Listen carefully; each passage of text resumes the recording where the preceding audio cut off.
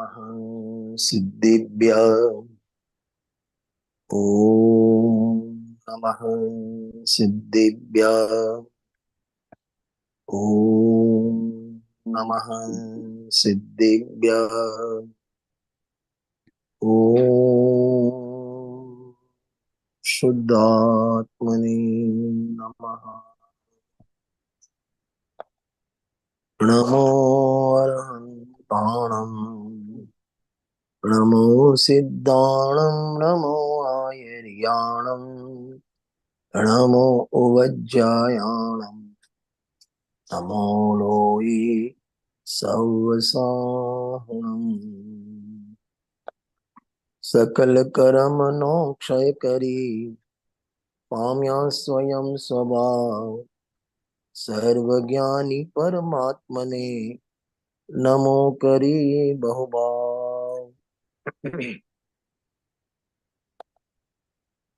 इष्टोपदेश ग्रंथ આપણે સેશનમાં ચાલે છે.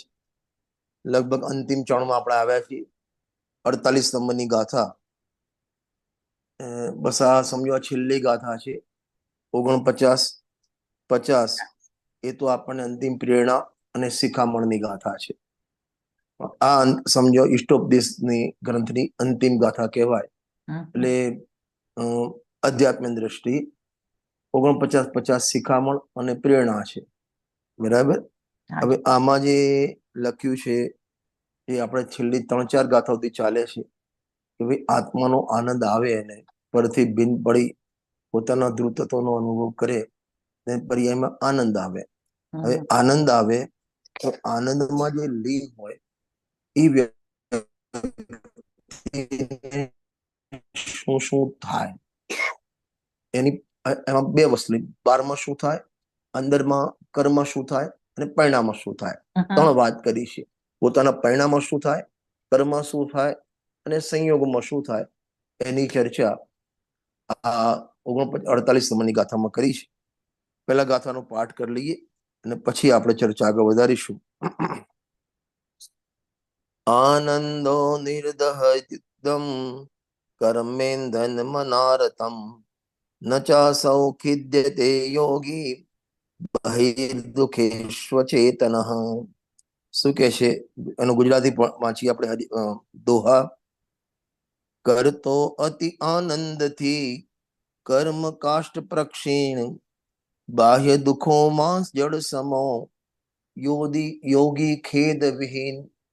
4 ભાગ પાડ્યા છે. યોગી ખેદ વિહીન એટલે યોગી કોને કહેવાય?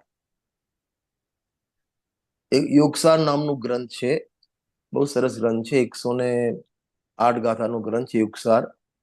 એના પહેલા જ પ્રવચનમાં કીધું છે કે યોગ એટલે કોણ, યોગ એટલે શું અને યોગી કોને કહેવાય. બારમાં તો કઈ જટા લઈ લે, કઈ કપડા બદલી કાઢે, બારમાં કઈ યોગ કરે, એની યોગી નહીં. યોગ કોને કહેવાય?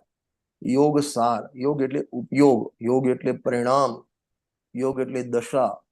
અને જે ઉપયોગમાં, જે યોગમાં, જે પરિણામમાં પોતાના ભગવાન આત્માનો અનુભવ થાય એ સાર રૂપ એને યોગ સાર કહેવાય.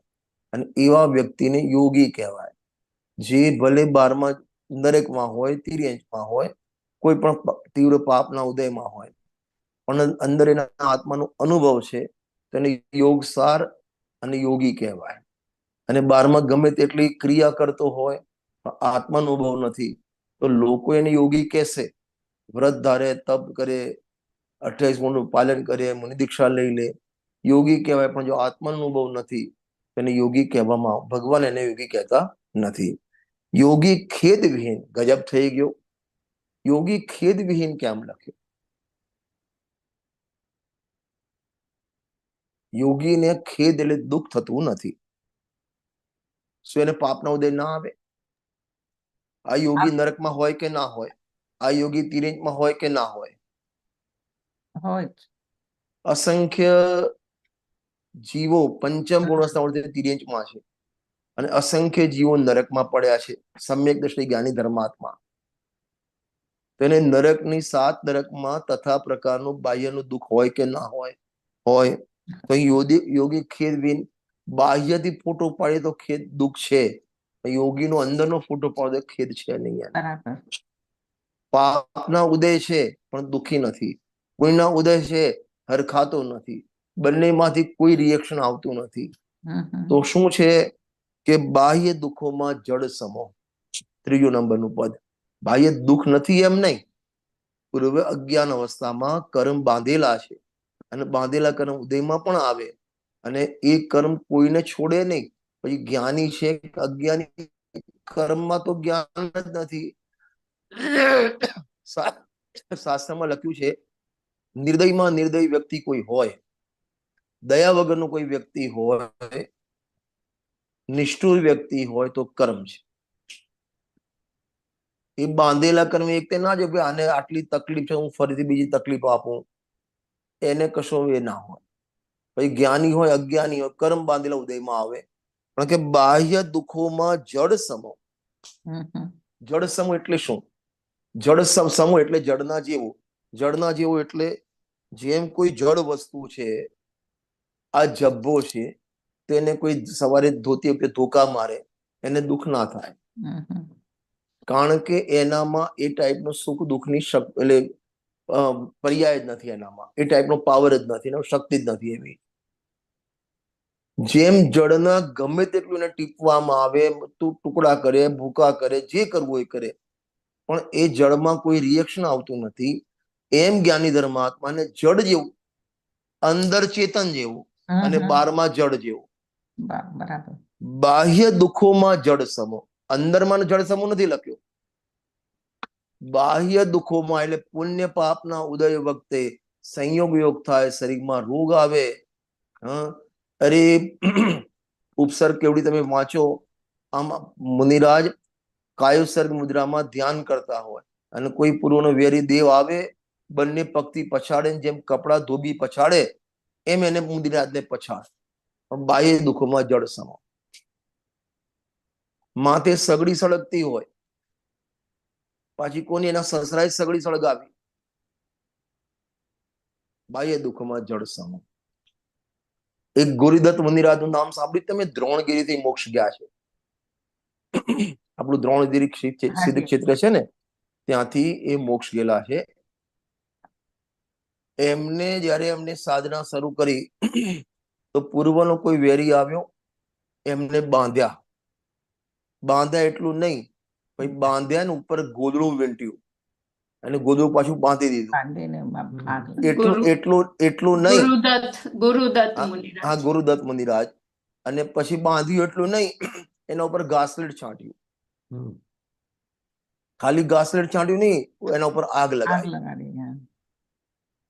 તો બહારથી આપણને લાગે બિચારા મુનિરાજ, બિચારા મુનિરાજ, કેટલું દુઃખ, કેટલું દુઃખ. મુનિરાજ ની પણ તેને પૂછ્યું બાહ્ય દુઃખમાં જળ સમ. એમને ખબર જ નથી. મોક્ષા પ્રકાશક ગ્રંથ છે, એમાં રહસ્યપૂર્ણ ચિઠ્ઠી છે, 348-49 નંબરનું પાનું છે. અને એમાં લખ્યું છે સ્વરૂપ ધ્યાની ચોથા ગુણસ્થાને જયારે ઉપયોગ અંદર આત્મામાં ડૂબી જાય ને, તો કાન ઉપર સાસ નગારા વાગે ને ખબર ના પડે એને. 349-48 પાનું જોઈ લેજો તમે મોક્ષમાં પ્રકાશકમાં. બહુ સરસ વાત લખી છે એમાં કે સ્વરૂપ ધ્યાનીને જયારે પોતાના આત્મામાં ઉપયોગ ડૂબી ગયો ને, એ વખતે બારમાં ઘોંઘાટ થતો હોય. જો તમે કાઢ્યું, હું પણ કાઢી લઉં. 300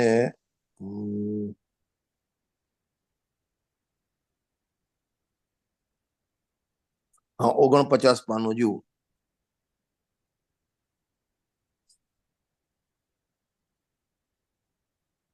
વળી જે જ્ઞાન નીચે મળ્યું, 5 અને 6 મન દ્વારા પ્રવર્તો તે જ્ઞાન સર્વાયુધી સમેટાઈ આ નિર્વિકલ્પ અનુભવમાં કેવળ સ્વસન્મુખ થયું. કારણ કે તે જ્ઞાન ક્ષયુગ સમરૂપ છે, તેથી એક કાળમાં એક જ્ઞાનને જાણે.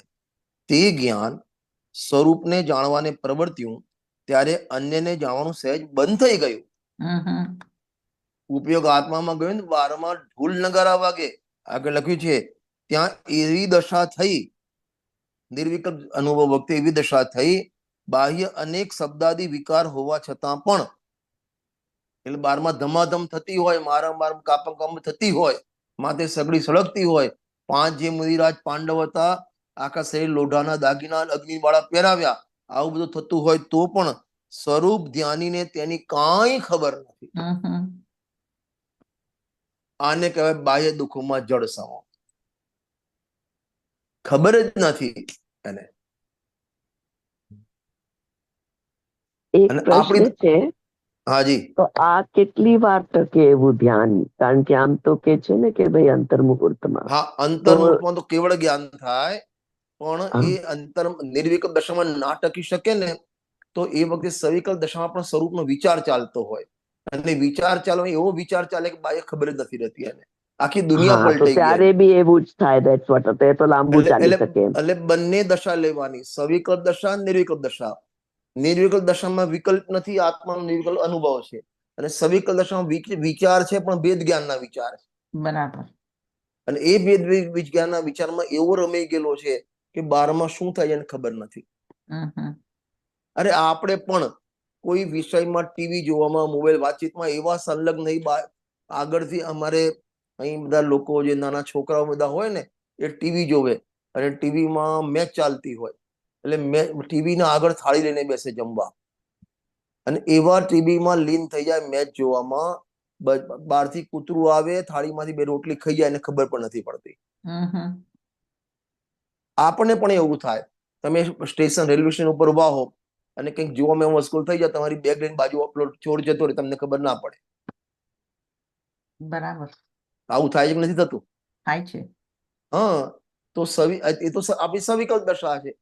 જેમ સવિકલ્પ દશામાં આપણો ઉપયોગ ક્યાંક ચિંતનમાં ચોંટ્યો, તો બારમાં શું થાય આપણને ખબર નથી હોતી. બસ એ જ રીતે સ્વરૂપ ધ્યાનીને નિર્વિકલ્પ દશા હોય કે સવિકલ્પ દશા, એ કાનમાં એમ ખબર જ નથી બારમાં શું ખબર. હા, હું તમને સામાન્ય વાત કરું. વર્ણીજી નામ સાંભળ્યું તમે? હાજી. એમને જયારે પીઠમાં તકલીફ થઈ, ઓપરેશન કરવાનું હતું, तो डॉक्टर ने कहा बाबा जी आपको एक क्लोरोफॉर्म लगाना पड़ेगा. कि क्या होता है? कि आपको बेशुद्ध करेंगे, क्योंकि ऑपरेशन 1 घंटा चलेगा, और उसमें सब माने काटना होगा, ऐसा होगा तो आपको दर्द होगा, इसलिए वो पीछे वाला भाग हम शून्य कर देंगे. तो એમને કીધું મને શૂન્ય કરવાની જરૂર નથી, હું કહું તમે ઓપરેશન શરૂ કરતા, ઓપરેશન શરૂ કરી દેવાનું. એમને પોતાનો ઉપયોગ કર્ણના યુગમાં લગાયો, અને કે ઓપરેશન શરૂ કરો. 1 કલાક ઓપરેશન ચાલ્યું. પેલા ડોક્ટર કેવું પડે બાબાજી ઓપરેશન હો ગયા, એમને ખબર વગર સીસી સોંગાડે, વગર બેભાન કરે ઓપરેશન થઈ ગયું.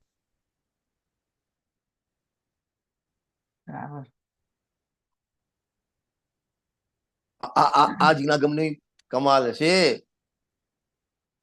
હાજી. નિર્વિકલ્પ દશા નહીં, સવિકલ્પ દશામાં પણ આ એનું કમાલ છે.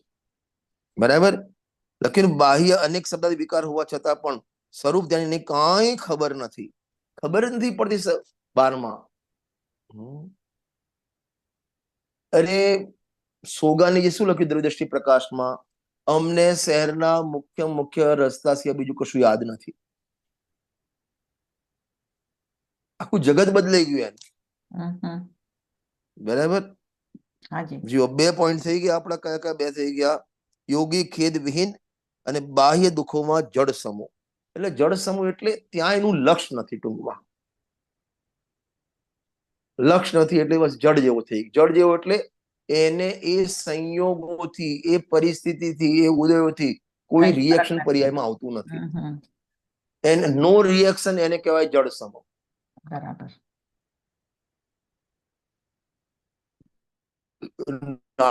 નાટક સમયમાં એક છંદ છે, નિદ્રા અધિકારનો એક છંદ છે, અને એમાં લખ્યું છે કે આચાર્ય દેખે આવો મેરે નિકટ સુનાઉ મેં તુમારે ગુણ, કેવલ વચન જામે અક્ષરત વિનય હે. કે આચાર્ય દેવ આપણને દુઃખી વ્યક્તિને આપણને બોલાવે કે તારા આત્મા અંદર ભંડાર ભરેલો છે, છતાં પણ આપણે સાંભળતા નથી, અને ત્યાં આચાર્ય દેવ કહે છે એમ કરતા નથી.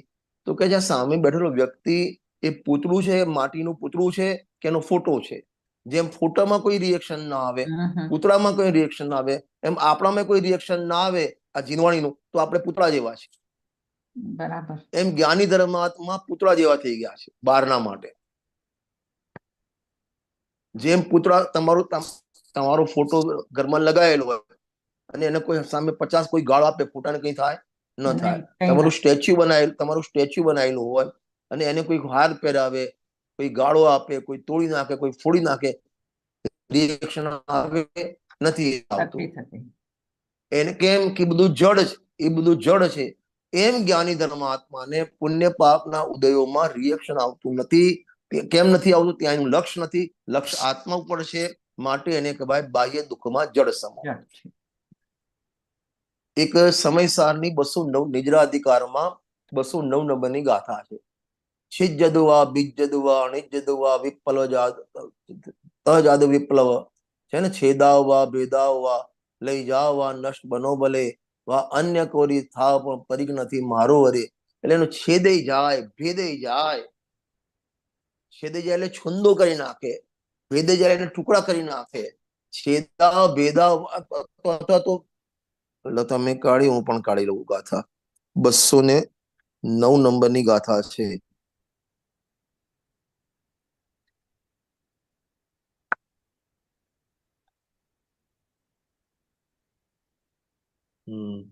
જો પ્રાકૃત કાળો, બહુ સરસ છે.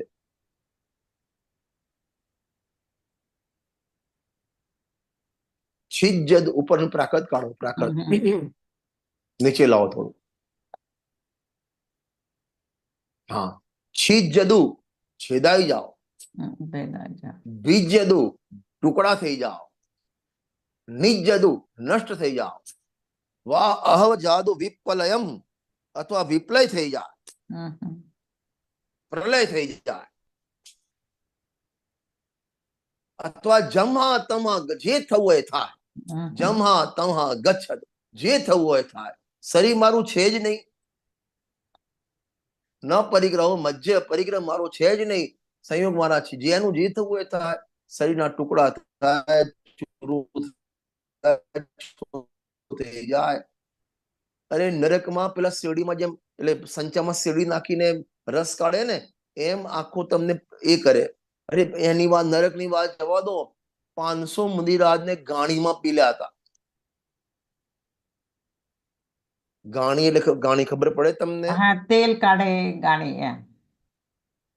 હા, તેલ કાઢવાની. એટલે એમાં સિંગ દાણા ભર્યા હોય, અંદર પછી એને કૂચો કરે, એને આમ ચૂરો આમ એકદમ પીસે, ત્યારે એનું તેલ નીકળે. એ મુનિરાજને ગાણીમાં નાખ્યા હતા. એક નહીં, 500 મુનિરાજ. જે થવું હોય થાય. આને કહેવાય બાહ્ય દુઃખમાં જડ સમ. બરાબર.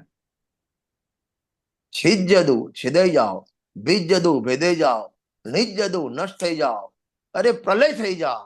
અરે પ્રલય નહીં, કોઈ લઈ જાઓ, અથવા જે થવું હોય થાય. મારું છે જ નહીં. આને કહેવાય બાહ્ય દુઃખોમાં જડ સમ. કેવી દશા છે, વિચાર કરી જુઓ. આમ આપણને લાગે મુનિરાજ વનજંગલમાં એકલા કઈ રીતે રહેતા? આના બળે રહેતા હોય.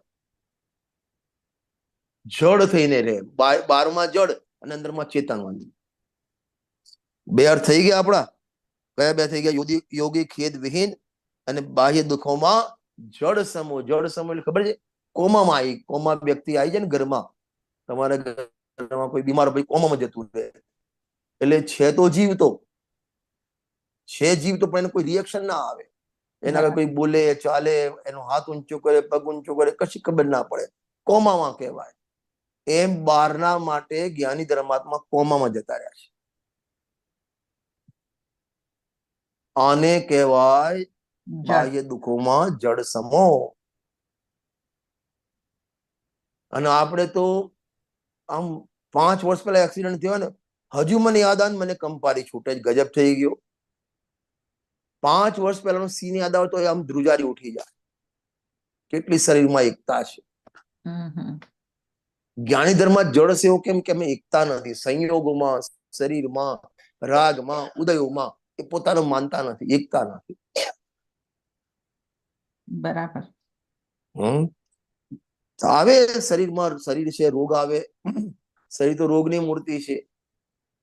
એક સાંજે ત્યાં 13 તૂટે. શાસ્ત્રમાં લખેલું છે, જેમ આપણા ઘરની ચાદર હોય ને, એકાદ વર્ષ થઈ જાય પછી થોડી જીણ શીણ થાય. એટલે તમે એ આમ વચ્ચે થોડો ફાટે ને ખેંચીને હાથવા જાઓ ને બીજી જગ્યાએ બીજે ખેંચાય ફાટી પાછી. જાય. એને કહેવાય એક સાંધે ત્યારે તીર તૂટે. હા, એને કહેવાય એક સાંધે ત્યાં તીર તૂટે. અમારી કહેવત છે એવી. હાજી. આ શરીરનું એવું છે, એક દુખાવો બંધ થાય તો બીજો પડે, એક રોગ પૂરો થાય બીજો રોગ થાય. અહીં ભગવાન કે જે થવું હોય થાય, શરીરનું મારું છે જ નહીં. જડ જેવું થવું પડશે એક વખત માટે. અને ગુરુદેવની ભાષામાં કહું ને, એક વખત માટે દુનિયા માટે મરી જવું પડશે તારે, ત્યારે કામ થાય. બરાબર, 2 લાઈન થઈ ગઈ. હવે પહેલી 2 લાઈન જઈએ. કરતો અતિ આનંદથી. આ બધામાં પાછો કેવું આનંદ અંદર. બહારથી ફોટો પાડો ને, નરકના દુઃખમાં પીલાતો દેખાય, અંદરથી ફોટો પાડતો અતિથી આનંદમાં ઝૂલતો દેખાય. વચનામૃતમાં મુનિરાજ માટે એક બોલ છે, મેં વચ્ચે લગભગ લીધો હતો, મને ખ્યાલ નથી તમારા જોડે લીધો 388 આસપાસનો બોલ હશે, ખ્યાલ નથી. એમાં લખ્યું છે, મુનિરાજ બહારથી જુઓ તો ઘનઘોર અંધેરા વન જંગલમાં દેખાય, અંદરથી જુઓ તો આત્મ જ્ઞાનના અજવાળામાં દેખાય, બહારથી જુઓ તો ભીષણ ગરમીમાં દેખાય, અંદરમાં જુઓ તો શીતળ છાંયડીમાં દેખાય. આવા કમ્પેરિઝન 5 કરી છે મુનિરાજની. ખ્યાલ આવે છે ને? કરતો અતિ આનંદથી, હંમેશા આનંદ મારે. કયું કડી પર બોલ છે બેનશ્રીનો. હા, ત્રીજો લો કયો નંબર બોલ છે? 388. લો 388 છે ને? 1 મિનિટ હું કાઢી લઉં.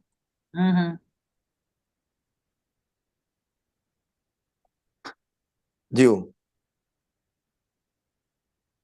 મુનિરાજને આત્મ શુદ્ધાત્મ સમાન ઉગ્ર અવલંબનની આત્મામાંથી સંયમ પ્રગટ થયો છે. આખું બ્રહ્માંડ ફરી જાય, વાહ શબ્દો, આખું બ્રહ્માંડ ફરી જાય તો પણ મુનિરાજની આ દ્રઢ સંયમ પણ ફરે એમ નથી.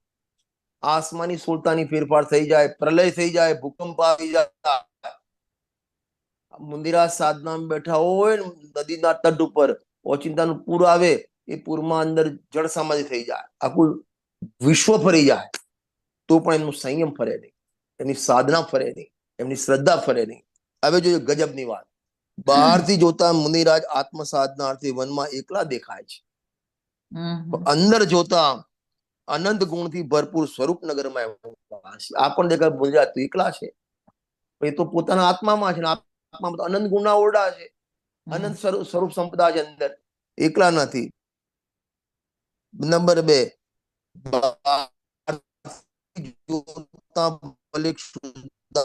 દેખાય, તૃષાવંત દુખી દેખાય, અંદરમાં જોતા તેઓ આત્માના મધુર રસને આસ્વાદી રહ્યા છે. વાહ. નંબર 3, બહારથી જોતા ભલે તેમની ચારે બાજુ ઘનઘોર અંધારું વ્યાપ્યું, અમાસની અંધારી રાત હોય, અંદરમાં જોતા મુનિરાજ આત્મના વિશે આત્મ જ્ઞાનના અજવાળા પ્રસરી રહ્યા છે અંદર. બહારથી જોતા ભલે મુનિરાજ સૂર્યના પ્રખર તાપમાં ધ્યાન ધરતા દેખાય, અંદરમાં તેઓ સંયમ રૂપી કલ્પ વૃક્ષની શીતળ છાંયડીમાં ઉભા છે. વાહ. અરે ખ્યાલ આવે છે? આ ચામડાથી આપણને ચામડાથી બહારનું, ચામડાની આંખે ચામડું જ દેખાય, આત્મા ના દેખાય, અને આત્માના આશરે પ્રગટેલી જ્ઞાન દશા પણ ના દેખાય. એટલા માટે ત્યાં લખ્યું, જ્ઞાની થઈ જ્ઞાનીના હૃદય જણાય. ઉપસર્ગના ટાણા આવે, 12મા ઉપસર્ગ આવે, પૂર્વક્રમના ઉદય હોય તો તીર્થંકર જેવા પારસનાથ ભગવાનને મંદિર વ્યવસ્થામાં ઉપસર્ગ થયા હતા, બીજાને તો શું વાત કરી હતી. ઉપસર્ગ આવે ત્યારે મુનિરાજને એમ થાય છે કે આ તો મારી સ્વરૂપ સિદ્ધાંતનો અખતરો કરવાનો મને મોકો મળ્યો, મારો ઉપસર્ગ મારો મિત્ર છે. તમને આપણા ઉપર ઘટાવો, તમને કોઈ ગાળ આપી, તમને અપમાન કર્યું, વ્યક્તિ વિચારવાનું આ તમારે ભેદ જ્ઞાન કરવાનો અવસર આવ્યો, મને મોકો આપ્યો, થેન્ક્સ બોલવાનું. એમ સાચી વાત. શરીરમાં રોગ આવ્યો, શરીરમાં કેન્સર થાય, મોટી મોટી કિડની ફેલ થઈ જાય, એ વખતે વિચારવાનું આ તો મારા માટે ભેદ જ્ઞાનનો અવસર આવ્યો, શરીરથી કોઈ છૂટવાનું છે. આપણા માટે અખતરો કરવાનો એટલે આપણે સાવધાન થવાનો અવસર મળ્યો આપણને. માટે ઉપસર્ગ મારો મિત્ર છે, પાપના ઉદય. આમાં પરમાત્મા પ્રકાશ ગાથા છે. ગાથા નંબર તો 173-74 લગભગ હશે ગાથા. એમાં લખ્યું છે તે પાપના ઉદય પણ સારા છે. જો ભેદ જ્ઞાન થાય તો એ પણ ભલા છે. એ પાપના ઉદય પણ ભલા, એ ગાળો પણ ભલી, એ એક્સિડન્ટ પણ ભલો, એ શરીરમાં રોગ આવે પણ ભલો. ક્યારે? તો ભેદ જ્ઞાનમાં લાગે તો. હું મારી પોતાની વાત કરું, આજથી લગભગ સમજો 34 વર્ષ પહેલા મારો એક્સિડન્ટ થયો હતો અને કમ્પ્લીટ 1.5 મહિનો રેસ્ટ મને કરવો પડે. અહીં 5 વીકમાં ફ્રેક્ચર થયું હતું, તો મારે 1.5 મહિનો ફ્રેક્ચર રેસ્ટ કરવો પડ્યો હતો. અને એ ધર્મમાં રુચિ થવાની શરૂઆત હતી. પણ મેં મારી લાઈફમાં એટલો સ્વાધ્યાય જિંદગીમાં નહીં કર્યો એટલો કર્યો તે સ્વાધ્યાય. બોલે પુણ્ય ઉદય પાપનો ઉદય. પુણ્યનો ઉદય. હા, એ પાપના ઉદય પણ ભલા, એ એક્સિડન્ટ પણ ભલો. આપણને સાવધાન થવાનો અખતરો મળ્યો છે, અવસર મળ્યો છે. ગાથા જે પરમાત્મા પ્રકાશમાં જો કાઢીને બતાવું, જો પેલા ભાગમાં કે બીજા ભાગમાં? પાછળ બીજા ભાગમાં. મને નંબર પરમાત્મા પ્રકાશ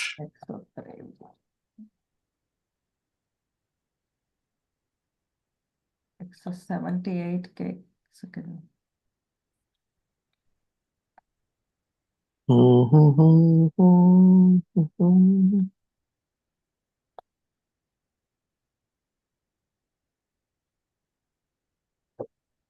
183 છે. જોઈ નાખો, મને યાદ નથી.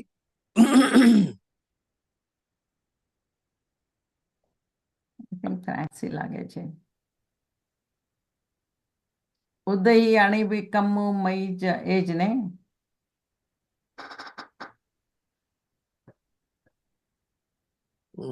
ના, એ તો બરાબર એના જેવો છે પણ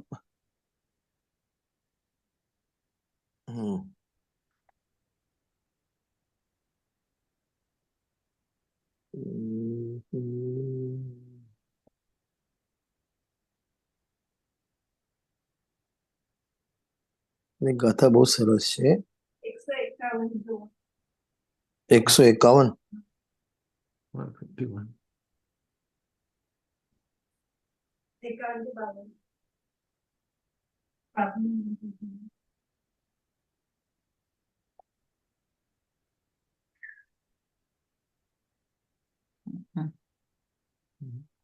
ના, એ નથી. 183 લાગે છે.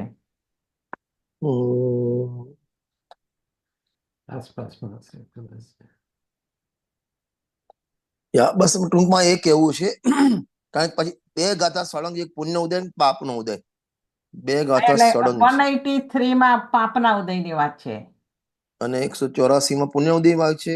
મેં 84 જોઈ નથી, 1 મિનિટ જોઈ લઉં. ના,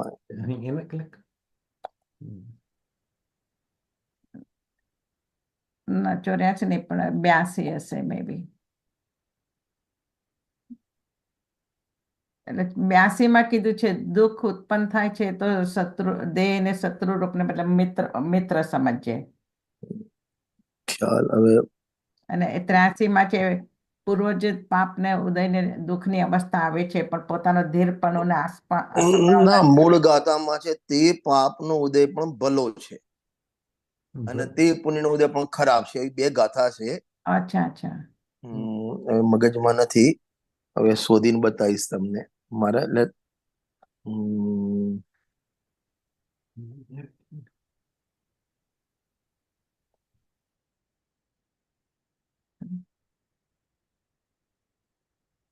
આ બધી યાદ શક્તિ એવી થઈ ગઈ છે ને ધીમે ધીમે. 186 છે. જોઈ લેજો તમે. હવે ટૂંકમાં તમને કહી દીધું. એમાં લખ્યું છે પાપ से नरक एवं तिरंज गति और पुण्य से देवगति मिलते। पाप और पुण्य दोनों के योग से मनुष्य ના, એ નહીં. કે આ તો તે બંનેનો ક્ષય થાય તો મોક્ષ મળે. ના ના, આમાં તો એક ગાથામાં એમ છે પાપનો ઉદય પણ ભલો છે, એ અસાતનો ઉદય પણ ભલો છે કે જે ભેદ જ્ઞાન કરે, અને Okay. પુણ્ય ઉદય પણ ખરાબ છે કે જે એમાં સંતોષ અને સંસારમાં રખડે. આવી બે સળંગ બે ગાથા છે. હવે બીજી વખત શોધી આપીશ તમને, અત્યારે મગજમાં નથી. યાદ શક્તિ પહેલા કરતા ઓછી થઈ ગઈ થોડી હવે. પણ ગાથાનો સાર તો તમે કહી દીધો. હા બસ. હા, એ સાર કહી દીધો. હમ. કરતો અતિ આનંદથી, આપણે ગાથામાં આવીએ, કરતો અતિ આનંદથી હર પ્રસંગમાં આનંદમાં રહે છે. કેમ? હર પ્રસંગમાં આત્માની દ્રષ્ટિ, આત્માનું અવલંબન છૂટતું નથી એને, અને એટલે આનંદ રહે છે. બરાબર. હવે લખ્યું કર્મ કાશ પ્રક્ષિણ. ये रजनी भाई हाँ। 179 है। एक मिनट, હું પાછું મેં जो जीव को बहुत दुख दे वो शिवमती करते शीघ्र ही। पाप उनको सुंदर कहते हैं ज्ञानी, पाप को सुंदर कहते हैं ज्ञानी। जो 179 हाँ 179 बीजा अध्याय ની 56 का था। 56 हाँ ना, बीजा अध्याय ની 56, टोटल 179। હમ.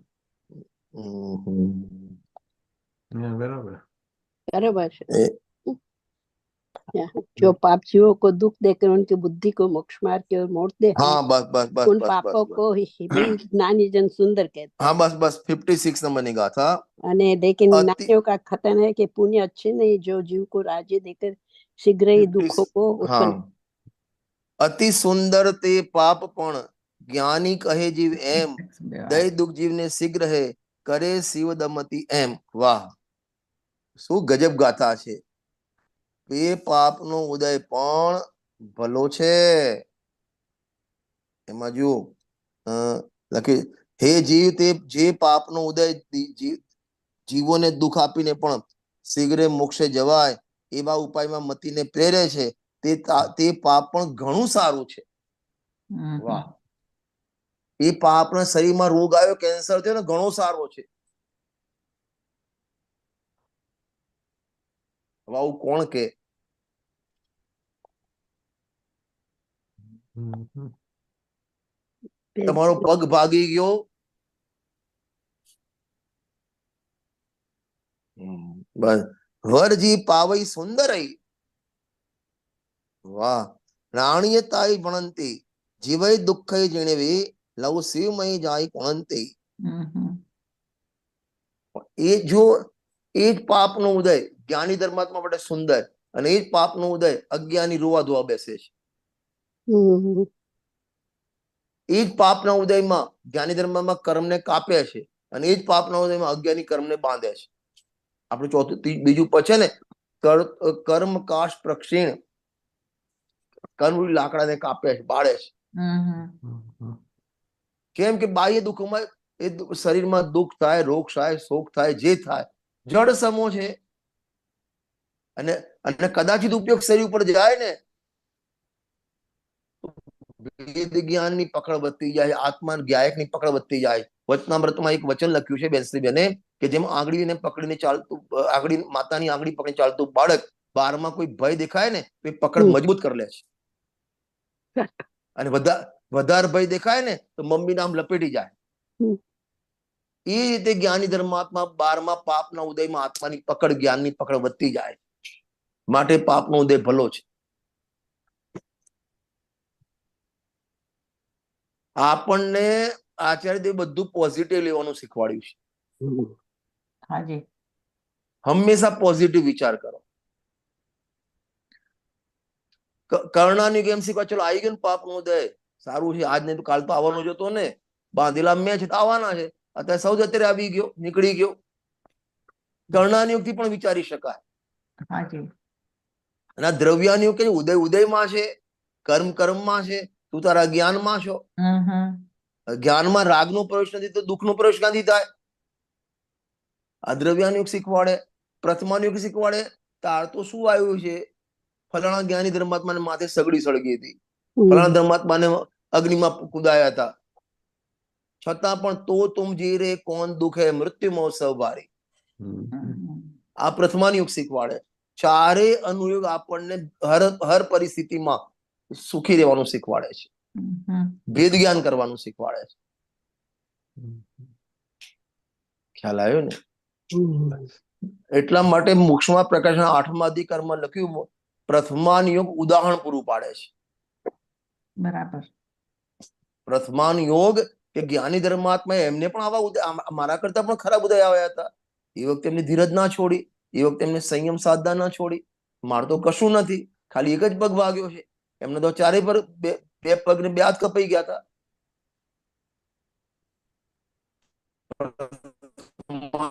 આપણને પૂરું પાડે છે.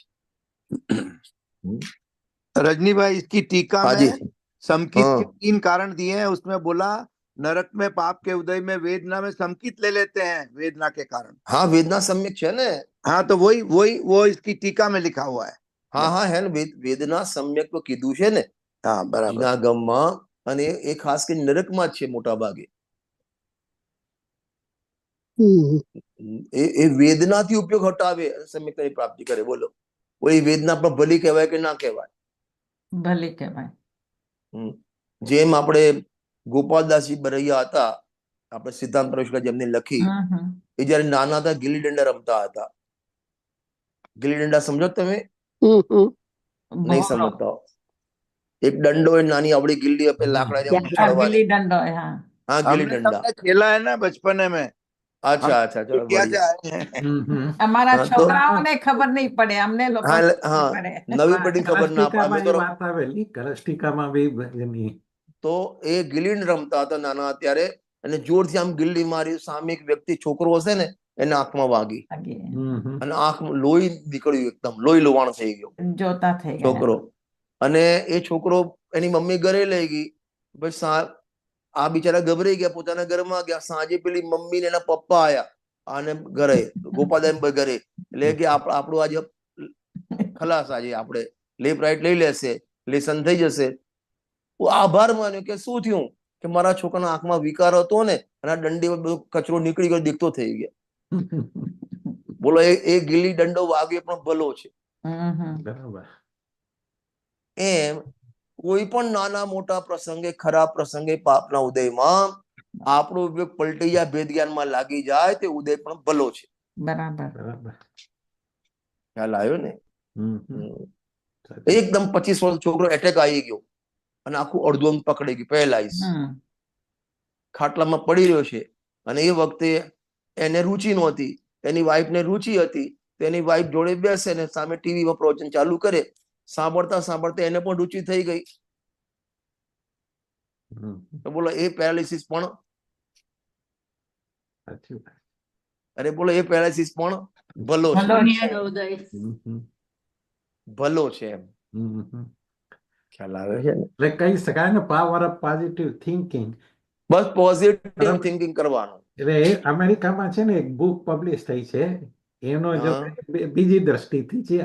આ સાંભળે તો એ પણ બુકનો થોડોક એમાં ફેરફાર થઈ જાય. હા હા હા, ચલો આપણે પેલી ગાથા પૂરી કરી દઈએ, પણ ટાઈમ પૂરો થશે હમણાં. કરતો અતિ આનંદથી કર્મ કાષ્ટ પ્રક્ષીણ, કાષ્ટ એટલે લાકડા, કર્મ બધી લાકડા બાળી નાખે છે. હવે જો ગુરુદેવ શું કહે છે, જીવે કર્મ બાળ્યા નથી, કારણ કે જીવ અને કર્મ બે અલગ અલગ વસ્તુ છે. પણ એ કર્મ પોતાના સમયે, પોતાની યોગ્યતાથી ત્યાં ખરી ગયા, તો જીવે અહીં ઉપયોગ લગાવ્યો ને ત્યાં ખર્યા, તો એને નિમિત્તથી કહેવાય જીવે કર્મ બાળ્યા. ગાતી કર્મ જે નાશ કરી પાયો કેવલ જ્ઞાન, અરિયન ભગવાને 4 ગાતી કર્મ નાશ કર્યા. આ બધા વ્યવહાર નહીંના કથન છે. નિશ્ચયથી એ કર્મ પોતાની યોગ્યતાથી ખર્યા છે. બરાબર. એમાં જીવના પરિણામે કશું જ કર્યું નથી. એક વાત. બીજી વાત, ગુરુદેવ શ્રી કહે છે, કર્મનો નાશ કરવા માટે કર્મની સામે જોવાનું નથી. સાચી વાત. કર્મને સામે જોવાથી કોઈ દિવસ કર્મ નાશ ના થાય. નિષ્કર્મ જે ભગવાન આત્મા છે એની સામે જોઈએ તો કર્મ ખલાસ થઈ જાય. ત્રીજી વાત, કર્મ હોય તો પણ શું, ના હોય તો પણ શું, કર્મ કર્મમાં છે, મારામાં છે જ નહીં, મને શું પ્રોબ્લેમ? ખ્યાલ આવ્યો ને? બરાબર. પ્રક્ષીણ એ ઓટોમેટિક એ કર્મની એટલા જ કાળ પૂરો થવાનો હતો ત્યાં ખરી ગયા. એ સમય જીવના આત્મામાં ઠરવાનું હતું, ઠરી ગયો. ત્યાં કર્મ બંને મોક્ષ સમયસારમાં કર્તા કર્મ અધિકારની 80, 81, 82 ગાથા છે. ત્યાં બહુ સરસ વાત લખી છે. જીવના પરિણામ અને પૂદગલના પરિણામને પરસ્પર નિમિત્ત નૈમિત્તિક સંબંધ છે, પણ કર્તા કર્મ સંબંધ નથી. બરાબર. એટલે જીવના પરિણામથી કર્મનો નાશ થાય, જીવના પરિણામથી કર્મ બંધાય, કર્મના ઉદયથી જીવના રાગ થાય. આવા નિમિત્તિ કથન કરવામાં આવે, પણ બંને વચ્ચે કર્તા કર્મ સંબંધ નથી. હમ. અહીં લખ્યું છે કર્મ કાશ પ્રક્ષીણ. આ વ્યવહાર નહીંનું વચન છે. એ કર્મ એની યોગ્યતાથી અક્રમ રૂપે થઈ જાય છે. એક ભજન છે ને, હોલી હોલી ખેલે મુનિરાજ અકેલે વન મેં, તો એમાં લખ્યું કાહે કે તુમને હોલી બનાવી. કારણ કે ત્યાં અન્ય મતમાં હોળીમાં લાકડામાં ઉભા કરે અને પછી આગ પ્રગટાવે. તમારે ત્યાં તો નહીં થતું હોય, અમારે અહીં થાય આવું બધું. અન્ય મતમાં લાકડા આમ ઉભા કરી અને નીચે આગ પ્રગટ, પછી એને ફરે, એવું એ લોકોની માન્યતા છે. હોળી ફાગણ સુદ પૂનમે તો બે મુનિરાજ પણ હોળી રમ્યા છે. તો શેની રમ્યા છે? એમની અગ્નિ શેની કરી? લાકડા ક્યાંથી લાગ્યા? 8 કર્મના લાકડા લાયા અને ધ્યાનની અગ્નિ લગાવી. બરાબર.